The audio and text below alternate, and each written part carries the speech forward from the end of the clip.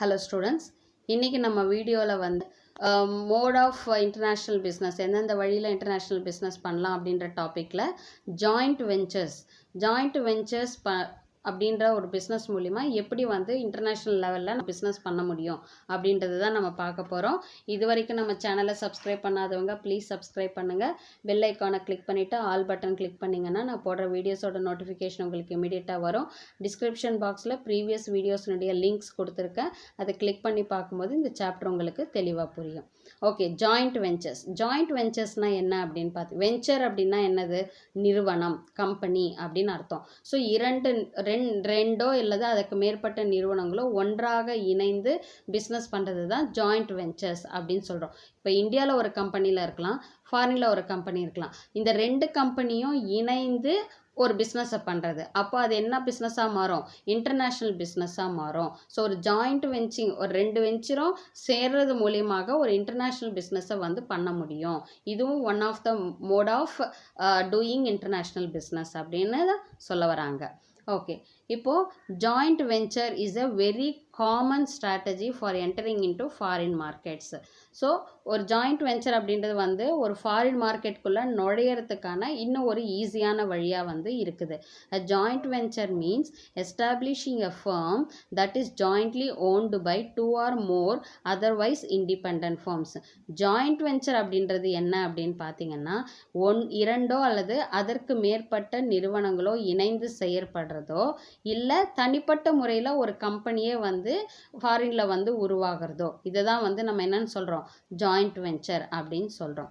In the widest sense of the term, it can also be described as any form of association which implies collaboration for more than a transitory period.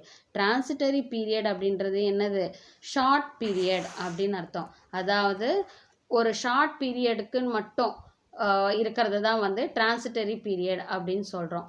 ஆனால் இந்த joint venture அப்படின்றது வந்து பார்த்திங்கன்னா, இரண்டோ அல்லது அதற்கு மேற்பட்ட நிறுவனங்களோ ஒன்றாக இணைந்து அந்த டிரான்சிட்டரி பீரியடை தாண்டி, அதாவது அந்த ஷார்ட் டைமில் வந்து ஒரு பிஸ்னஸ் பண்ணக்கூடியது அப்படின்ற நிலையையும் தாண்டி ஒரு லாங் டேர்முக்கு பிஸ்னஸ் பண்ணக்கூடிய ஒரு விஷயமாக தான் இந்த ஜாயிண்ட் வெஞ்சர் பிஸ்னஸ் வந்து இருக்கும் அப்படின்னு சொல்கிறாங்க. A joint ownership venture may be brought about in 3 major ways. So எந்தெந்த வழியில் வந்து இந்த ஜாயிண்ட் ஓனர்ஷிப் வெஞ்சர் வந்து கிரியேட் பண்ண முடியும்? எப்படின்னா, foreign investor buying and interest in local company. இப்போ ஃபாரின் கம்பெனியில் இருக்க, இப்போ வந்து ஒரு சிங்கப்பூரில் இருக்கிற ஒரு கம்பெனி வந்து நம்ம இந்தியாவில் இருக்கிற ஒரு கம்பெனியில் இன்வெஸ்ட் பண்ணுறாங்க.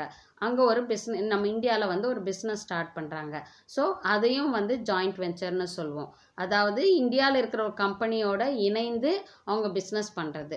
இல்லை local firm acquiring and interest in and existing foreign firm. இல்லை ஃபாரினில் இருக்கக்கூடிய ஒரு கம்பெனியோட நம்ம இந்தியாவில் இருக்கிற ஒரு கம்பெனி வந்து இணைந்து செயல்படுறது ஜாயிண்ட் வெஞ்சர்ஸ்ன்னு சொல்லலாம். Both the foreign and local entrepreneurs jointly formed a new enterprise.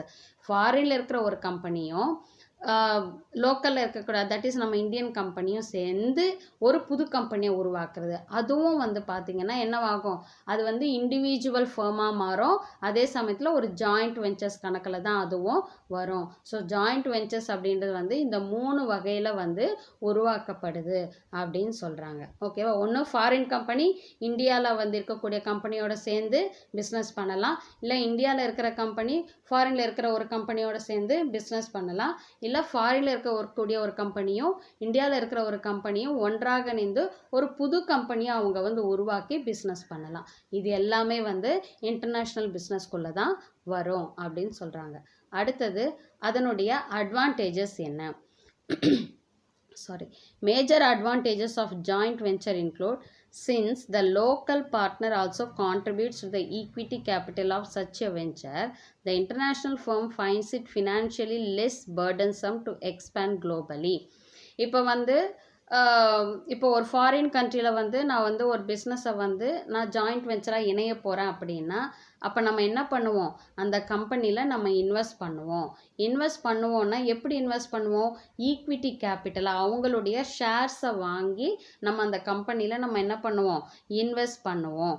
அப்போது அந்த இன்டர்நேஷ்னலில் இருக்கக்கூடிய அந்த ஃபர்முக்கு வந்து என்ன ஆகும், ஃபினான்ஷியலி அவங்களுக்கு வந்து அதிக அளவில் பேர்டன் இல்லாமல் அவங்களுடைய பிஸ்னஸை வந்து வேர்ல்டு லெவலில் கொண்டு போகிறதுக்கு எக்ஸ்பேண்ட் பண்ணுறதுக்கான ஒரு வாய்ப்பாக இந்த ஜாயிண்ட் வெஞ்சர் வந்து இருக்குது அப்படின்னு சொல்கிறாங்க. புரியுதுங்களா? இப்போது இந்தியாவில் இருக்கிற ஒரு கம்பெனி, ஃபாரினில் இருக்கிற ஒரு கம்பெனி, ஃபாரினில் இருக்கக்கூடிய கம்பெனியினுடைய ஷேர்ஸை நம்ம இந்தியாவில் இருக்கிறவங்க வாங்குறாங்க. ஈக்விட்டி கேபிட்டல் வந்து அது வந்து ஒன் ஆஃப் த இன்வெஸ்ட்மெண்ட்டு. நம்ம இன்வெஸ்ட் பண்ணி ஜாயிண்ட் வெஞ்சராக இணைகிறோம் அந்த கம்பெனியில். அப்போது அந்த கம்பெனியினுடைய growth வந்து என்ன ஆகும், குளோபல் லெவலில் வந்து எக்ஸ்பேண்ட் ஆகிறதுக்கான ஒரு வாய்ப்பாக இந்த ஜாயிண்ட் வெஞ்சர் வந்து அமையும் அப்படின்னு சொல்கிறாங்க. அடுத்தது, joint ventures make it possible to execute larger projects acquiring huge capital outlays and man power. So இந்த ஜாயிண்ட் வெஞ்சராக இணையும் போது வந்து பார்த்திங்கன்னா ஆட்டோமேட்டிக்காக அங்கே ஃபினான்ஷியலி வந்து ஸ்ட்ரென்த்தனாக இருக்கும். அப்போ ஃபினான்ஷியலி ஸ்ட்ரென்த்தனாக இருக்கும்பொழுது பெரிய பெரிய ப்ராஜெக்ட்ஸ் எல்லாம் வந்து அவங்க எடுத்து செய்ய முடியும். பெரிய ப்ராஜெக்ட்ஸ் எடுத்து செய்யணும்னா அதுக்கு ஹியூஜ் கேபிட்டல், அதிகப்படியான கேபிட்டலும் அதிகப்படியான வேலையாட்களும் மேன் பவரும் வந்து தேவைப்படும். இப்போ ஜாயிண்ட் வெஞ்சராக அவங்க செய்யப்படும் பொழுது ஃபாரின் கண்ட்ரியும் சரி, லோக்கல் கம்பெனியும் சரி ஒன்றாக இணைந்து செயல்படும் பொழுது அவங்களுடைய மேன் பவரையும் கேபிட்டலையும் அவங்க என்ன பண்ணிக்குவாங்க, ஷேர் பண்ணி அந்த பிஸ்னஸை கொண்டு போக வாய்ப்புகள் இருக்குது அப்படின்னு சொல்கிறாங்க. அடுத்தது, the foreign business firm benefits from a local partners' knowledge of the host countries regarding the competitive conditions, culture, language, political systems and business systems. இப்போ ஃபாரின் பிஸ்னஸ் ஃபார்ம் வந்து பார்த்திங்கன்னா இப்போது நம்ம கண்ட்ரியில் இருக்கக்கூடிய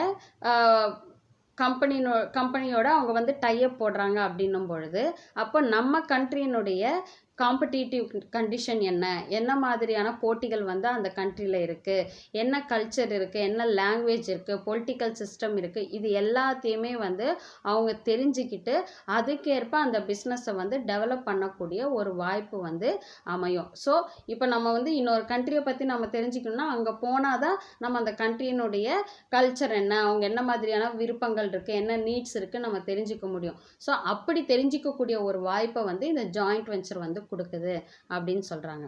அடுத்தது, in many cases entering into a foreign market is very costly and risky. So mostly வந்து பார்த்திங்கன்னா ஒரு ஃபாரின் மார்க்கெட்டுக்குள்ளே நம்ம நுழையணும் அப்படின்னா கண்டிப்பாக அது வந்து ரிஸ்க் அதிகமாக இருக்கக்கூடியதாக இருக்கும். அதிக அளவில் நம்ம இன்வெஸ்ட் பண்ண வேண்டிய ஒரு சூழல் வந்து ஏற்படும். This can be avoided by sharing costs and risks with a local partner under the joint venture agreements. So இப்போ வந்து பார்த்திங்கன்னா இரண்டு நிறுவனங்களும் வந்து இரண்டு கண்ட்ரியில் இருக்கக்கூடிய இரண்டு நிறுவனங்களும் வந்து ஒன்றா இணையும் பொழுது அங்கே வந்து இன்வெஸ்ட்மெண்ட் அப்படின்றதும் சரி, இல்லை வந்து பார்த்திங்கன்னா பிஸ்னஸில் வரக்கூடிய ரிஸ்க்கும் சரி, எல்லாமே வந்து என்ன ஆகும், அந்த அக்ரிமெண்ட்டில் ஈக்குவலாக அவங்க ஷேர் பண்ணிக்கக்கூடிய ஒரு சூழல் வந்து ஏற்படும். ஸோ ப்ராஃபிட்டாக இருந்தாலும் ரெண்டு பேரும் ஈக்குவலாக ஷேர் பண்ணிக்குவாங்க, லாஸாக இருந்தாலும் அவங்க வந்து ஈக்குவலாக அவங்க ஷேர் பண்ணிக்குவாங்க. ஸோ இதில் வந்து எந்த விதத்துலையும் பாதிப்பு வந்து அதிகமாக வந்து யாருக்குமே வந்து ஏற்படாது அப்படின்னு சொல்கிறாங்க. ஸோ இந்த மாதிரியாக வந்து ஜாயிண்ட் வெஞ்சர் பிஸ்னஸை நடத்தும் போது இந்த மாதிரியான அட்வான்டேஜஸ்லாம் வந்து இருக்குது அப்படின்னு சொல்கிறாங்க. ஓகே, நெக்ஸ்ட் வந்து limitations. Major limitations of a joint venture are discussed below. Foreign firms entering into joint ventures share the technology and trade secrets with local firms in foreign countries, thus always running the risks of such technology and secrets being disclosed to others. இப்போ ரெண்டு கம்பெனியும் வந்து join பண்ணி ஒரு business பண்ணுறாங்க அப்படின்னும் பொழுது suppose வந்து ஒரு கண்ட்ரியில் இருக்கக்கூடிய ஒரு லோக்கல் கம்பெனி வந்து பார்த்திங்கன்னா அவங்க வந்து அவங்களுடைய டெக்னாலஜியோ இல்லை வந்து அவங்க கம்பெனி சீக்ரெட், இப்போ ஃபாரினில் இருக்கிற கம்பெனியினுடைய சீக்ரெட்ஸ் அண்ட் டெக்னாலஜி எல்லாமே ரெண்டுமே வந்து கம்பைன் பண்ணி தான் அவங்க வந்து ஒரு பிஸ்னஸில் வந்து இன்வால்வ் பண்ணுவாங்க. ஸோ அந்த மாதிரியான ஒரு சீக்ரெசியோ இல்லை வந்து பார்த்திங்கன்னா ஒரு டெக்னாலஜியோ அவங்க யூஸ் பண்ணும்போது அந்த சீக்ரெட்டை அந்த டெக்னாலஜியை அதாவது வெளி கம்பெனிக்கு தெரியறதுக்கான வாய்ப்புகள், ரிஸ்க்ஸ் வந்து அதிகமாக இருக்குது. வெளியில் இருக்கவங்களுக்கு அந்த சீக்ரெசி தெரியறதுக்கான வாய்ப்புகள் அதிகமாக இருக்குது அப்படின்னு சொல்கிறாங்க. The dual ownership arrangement may lead to conflicts resulting in battle for control between the investing firms. இப்போ ரெண்டு firms வந்து ஒன்றா இணைந்து செயல்படுது அப்படின்னும் பொழுது ஒவ்வொருத்தருக்கும் ஒவ்வொரு விதமான ஐடியாஸ் இருக்கும், ஒவ்வொரு பர்செப்ஷன் இருக்கும், ஒவ்வொருத்தரும் ஒரு விதமான ஆலோசனை சொல்லுவாங்க. ஸோ அந்த மாதிரி இருக்கிற பட்சத்தில் ரெண்டு பேருக்குமே ஒத்து போச்சுன்னா ப்ராப்ளம் இருக்காது. இன்கேஸ் ஒருத்தர் சொல்கிற இது வந்து இன்னொருத்தருக்கு செட் ஆகாமல் இருக்கிற பட்சத்தில் அந்த இடத்துல வந்து மிஸ் அண்டர்ஸ்டாண்ட் வர்றதுக்கோ இல்லை வந்து நிறைய பிரச்சனைகள் வர்றதுக்கோ வந்து வாய்ப்புகள் வந்து அதிகமாக இருக்குது அப்படின்னு சொல்கிறாங்க. ஸோ இதெல்லாம் தான் வந்து பார்த்திங்கன்னா ஜாயிண்ட் வெஞ்சர்ஸ், ஒரு இன்டர்நேஷ்னல் பிஸ்னஸில் ஜாயிண்ட் வெஞ்சர்ஸ் மூலிமா பிஸ்னஸ் பண்ணலாம், அதில் இருக்கக்கூடிய அட்வான்டேஜஸ் லிமிடேஷன்ஸ் பற்றி தான் நம்ம இன்றைக்கி பார்த்துருக்கோம். இதில் ஏதாவது டவுட்ஸ் இருந்துச்சுன்னா கமெண்ட் செக்ஷனில் கமெண்ட் பண்ணுங்கள், உங்கள் டவுட்ஸை நான் கிளாரிஃபை பண்ணுறேன். இந்த வீடியோ உங்களுக்கு பிடிச்சிருந்துச்சுன்னா லைக் பண்ணுங்கள், எனக்கு ரொம்ப மோட்டிவேட்டிங்காக இருக்கும். ஷேர் பண்ணுங்கள், மறக்காமல் சப்ஸ்கிரைப் பண்ணுங்கள். நெக்ஸ்ட் வீடியோவில் பார்க்கலாம். தேங்க்யூ.